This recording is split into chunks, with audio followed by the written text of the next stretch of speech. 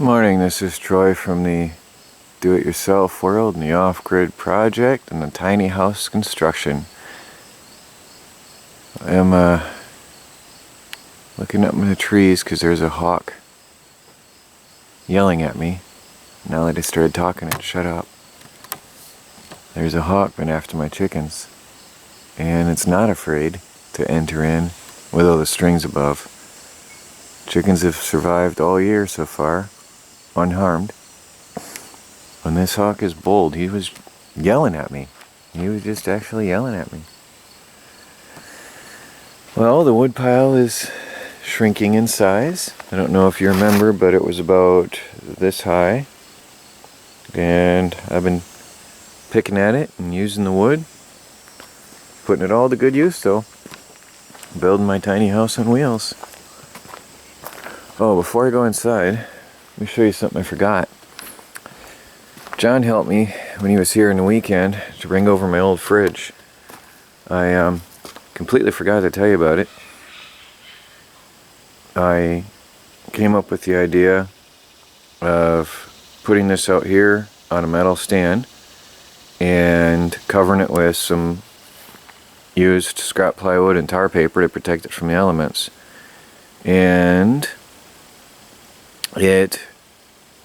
see, the thing is, this is an RV fridge. This is a three-way gas, 12 volt and 110 volt camping fridge. And normally, if you go to the manufacturer's website, this is Dometic, is Swedish, I think is the company.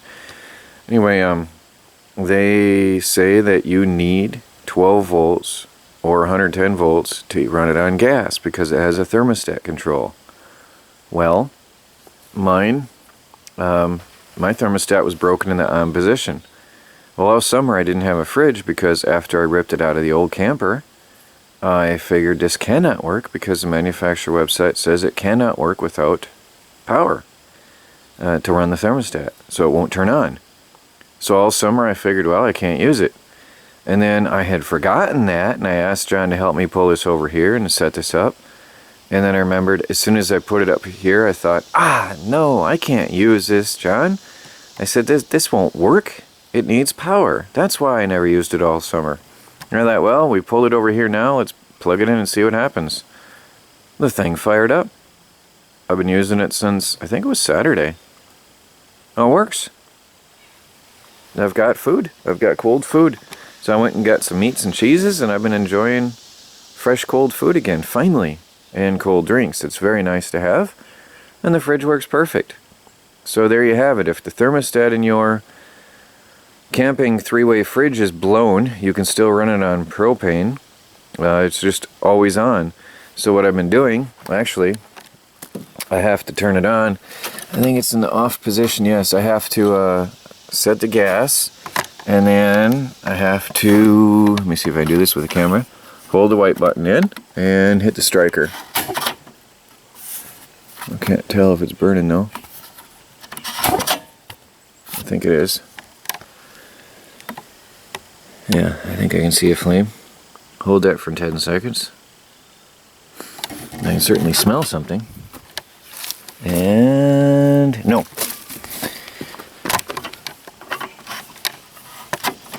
Yeah, awkward to do. There's a blow. Now I got flame. There I got flame. You can see. Barely. It's very hard to see the window. Whoops. Do I have flame? Now I got it. Went out on me. You gotta hold this button in. And then through that window you can see the flickering flame. That's how you can tell if it's running. See the gold glow? I think. Yep. Happy little flame. So there it is, it works. I shut it off at night, and because it's cold out here at night, and in the day I turn it on. Now I got myself a fridge. That is nice after going without so long. So my tiny house is only half insulated, and it is already warmer inside the tiny house than it is outdoors. So that's pretty cool. Actually, now it's colder inside than it is outdoors. Yeah. It was 50 degrees this morning and it's 58 in here. I put a thermometer. The clock is wrong. I put a thermometer in here just to see the temperature. It's 58. It was 58 in here this morning and 50 out. So it is definitely making a difference having the insulation here. Well, there's a daytime view of my wall. I think it's really beautiful. It is really amazing. I am so happy how it turned out. I like the smell, that nice pine smell. I can't believe the colors of that wood. There's nothing like it. I've never seen anything like it. Just from being out for 10 years in the weather. Oh, it's incredible. Now, I have discovered why my power wasn't working. My batteries, I troubleshooting, trial and error, I've been trying to figure out why the solar power isn't working, and I finally figured it out. Through trial and error, I disconnected the, first I disconnected one solar panel and charged it up with a charger that day, and at night the batteries drained down to 6.5 volts. So then I disconnected both solar panels the next day and I charged it up with the charger, and that night the batteries drained down all the way again. So then I disconnected the charge controller and left just the batteries hooked up to the charger, and when I was charging it, that back battery started getting hot and bulging out, and that was only at 2 amps charge. So I figured, well, first I shut everything off yesterday and I left it and thought, whoa, danger, danger, because that was going to explode. It was really bulging. And then I started thinking, well, one of these batteries must be bad, because I had nothing else in the system. Process of elimination, you start eliminating everything until you figure out what is a defective part. That battery in the back is 6.5 volts. This one up here is 12 volts. That one was pulling this one down. That one has, all of a sudden, I don't know why and how, but all of a sudden, it has an internal short. Now, it was working fine the first couple days in here. It was working perfect.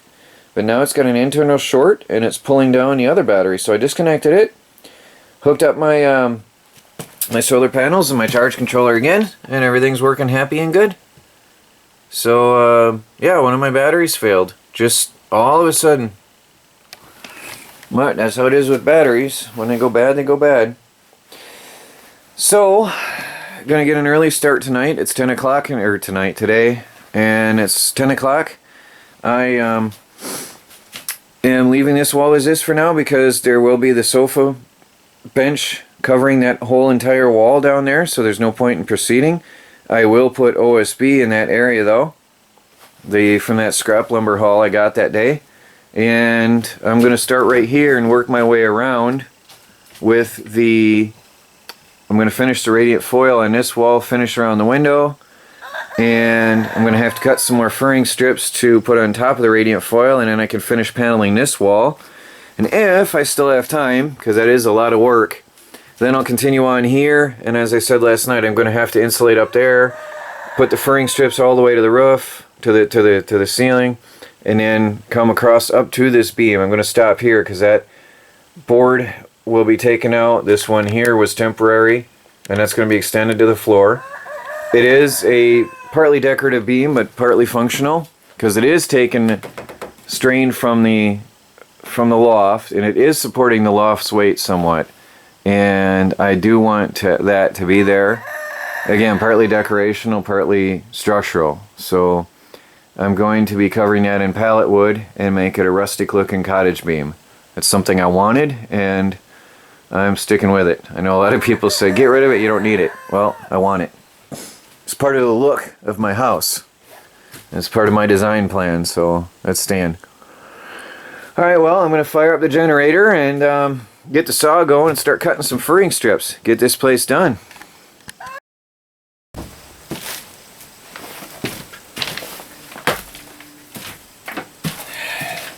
This really looks cool in here. I love it.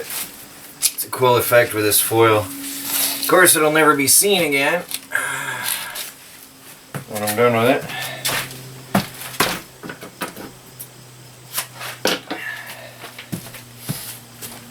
Space age looking stuff. See, in reality, this is not a tiny house. I'm building a space shuttle, and I'm going to launch off into space where there's no trolls and live happily ever after. That's why this foil wrap, it'll keep me warm in space.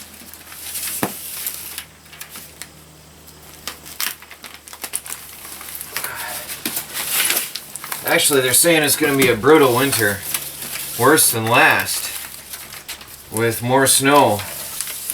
So now I'm happy I am using this stuff.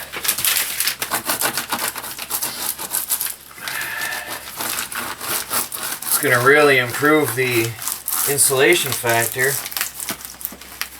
and stop heat loss.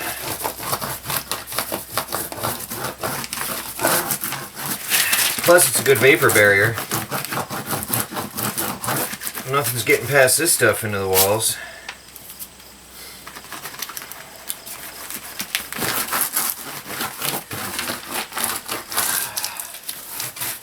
Now I rub on the tape. Most people just put it on real quick, but most people are in a serious hurry. And I figure I might as well take my time and do it right while I'm at it.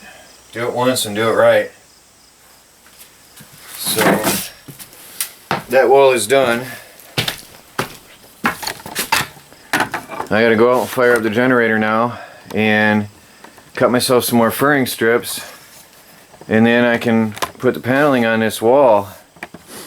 Now, back in the corner here, I've got to make some measurements because I'm not sure how I want to do that with the sofa. Another thing that's taking me time is, as I go along, I've got to figure things out where I'm going to build stuff into permanently.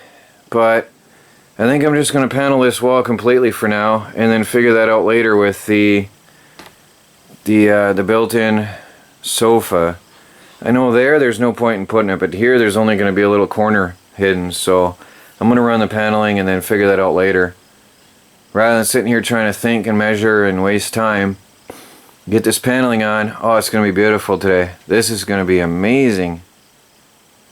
Really exciting. So, cut some furring strips. Well, there it is. All the furring strips are ready. Window framed in nicely with furring strips. I even put some extra support along the top and along the bottom, all the way around. Extras in the middle. Oops, I forgot one right there in the middle of the window. I'm going to put another one right there. And I hear, oh, there's a massive bee. I don't know if you can see him. I can't see him. Anyway, there's this massive bee trying to build a house in my house. Not a good thing. Hope he leaves. Well, anyway, I'll put the last piece of furring strip, and then I'm going to put the pink paper down, and then I start paneling. Just want to cut that last piece and show you something I forgot to mention before.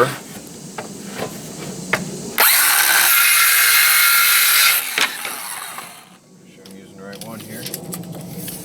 Yep. I am treating my wood with diatomaceous earth. Roll the furring strips, all this scrap lumber, just with a light powdering of diatomaceous earth to help protect against any possible insects that might be in there. So I'm not taking any risks with my new house at all.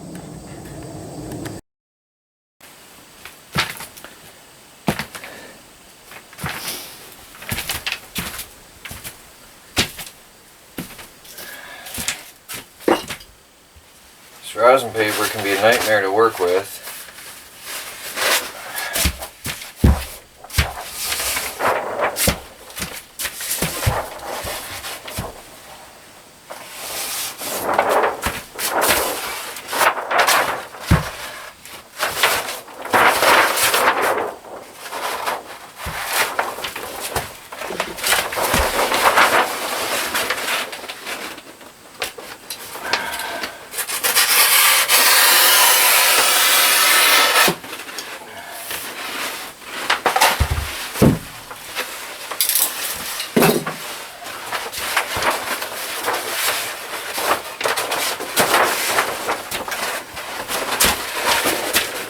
staples. A few.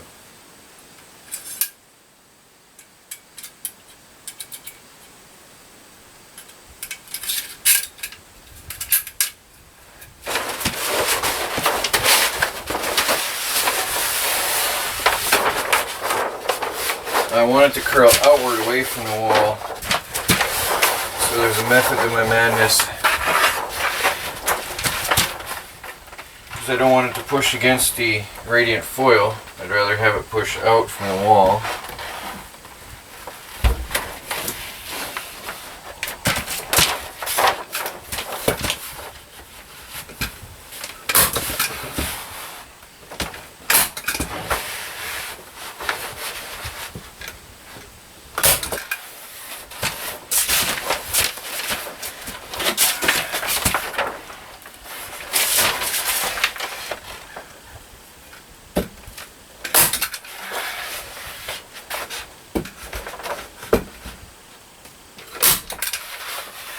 Again, this is just to cover up my radiant foil so it doesn't shine through the paneling when I put it up.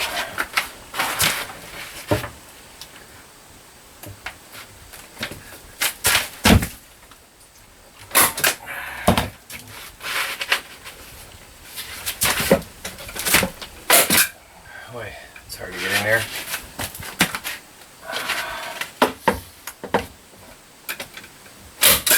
That one bit.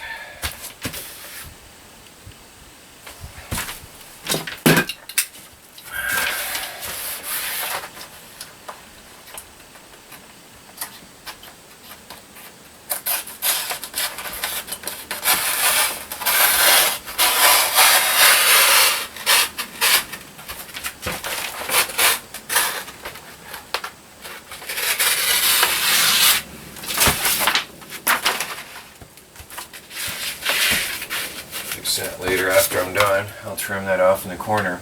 I'm going to have a piece of corner trim in there anyway later on, so that little bit hanging out won't be a problem.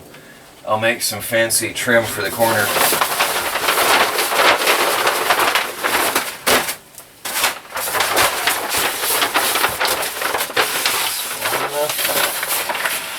Just almost not.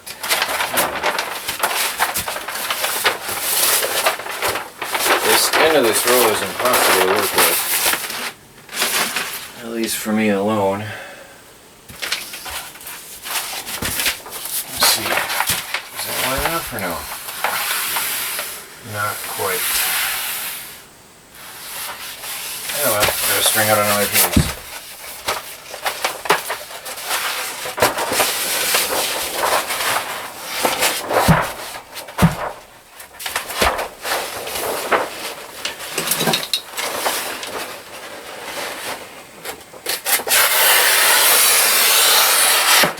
Tube wants to go everywhere but where I want it to go. It can be quite annoying to work with.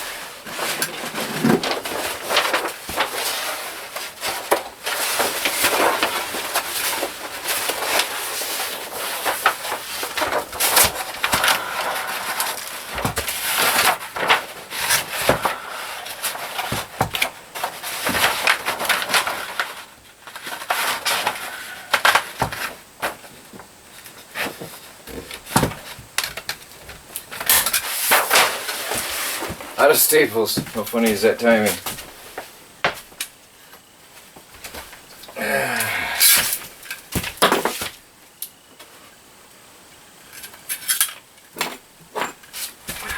So I should have this wall done today. It's going to be a lot of cutting and piecing around the window, but I should be able to get it done today.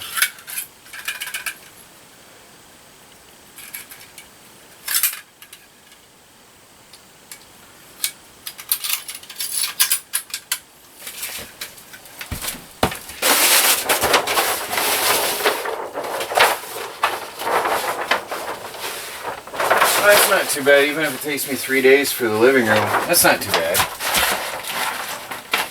I can live with that.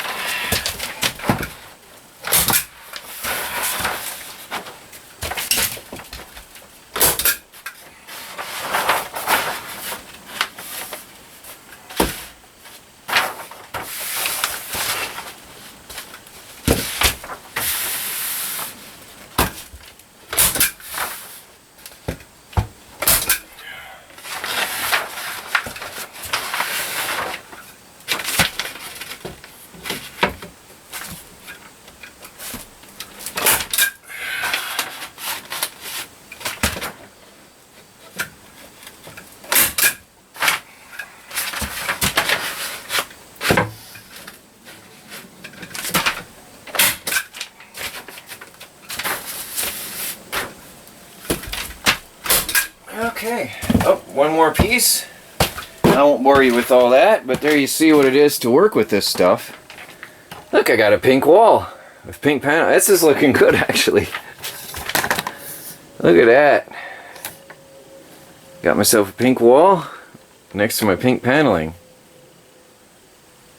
So I got to put that little piece in over there in the corner and start cutting some paneling. Gonna be awesome in here. Here we go. Put on the first piece.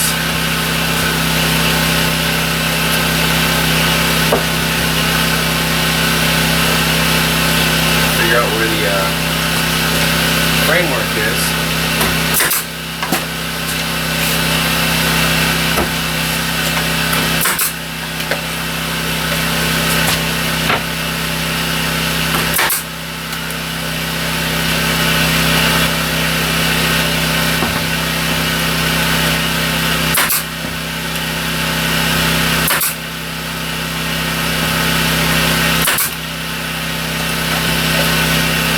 Now, when I do, I tack it on with one nail in each joist, stud, and then I go in at different angles with two other nails.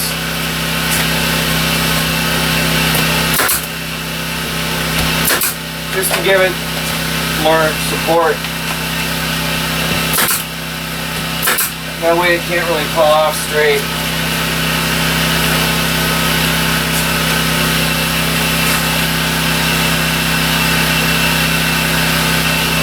Well, there's one. It's gonna be an awesome house.